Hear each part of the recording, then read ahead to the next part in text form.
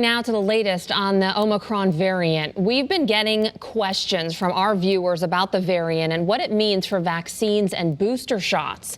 So we are working to get you some answers. Joining us now to talk more about it is Dr. Ulysses Wu, Chief Epidemiologist with Hartford Healthcare. Nice to see you, Doctor. Thank you for having me. Anytime. Well, our first question, we're going to get right to it. It comes from a viewer named Scott Chang. How do we, the people getting tested, know which variant we have if we test positive? Or is that information not available? So, Scott, that's a great question. Unfortunately, that information is not available. And so what happens is that the testing that you have at most commercial labs, they basically give you a yes or no, whether or not you have COVID. But the type of COVID that you have, that's actually reserved for specialized labs. And so not every specimen goes on to be tested for to figure out exactly what type of COVID it is. From a clinical standpoint, it doesn't actually really matter because we treat all COVIDs the same, whether it's Alpha, Beta, Delta, or Omicron at this point.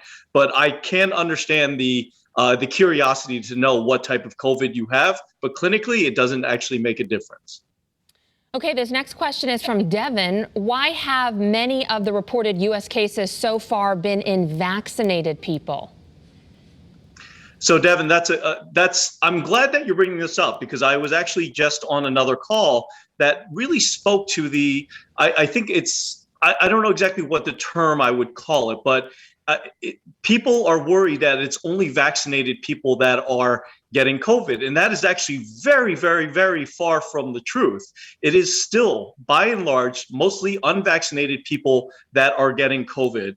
And what we were seeing in the hospital, the actual rates have stayed exactly the same in terms of those who are vaccinated, got COVID, and end up in the hospital. And that still remains fairly low, somewhere around 20 to 25%. And that has remained the same for several months. So right now, it is still unvaccinated people that are usually getting COVID. But I can understand that you're seeing cases because you probably hear about it more. Somebody's been vaccinated, they got COVID. That's happening, but it's still mostly unvaccinated.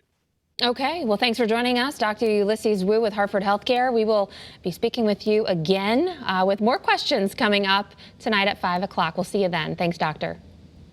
Thank you.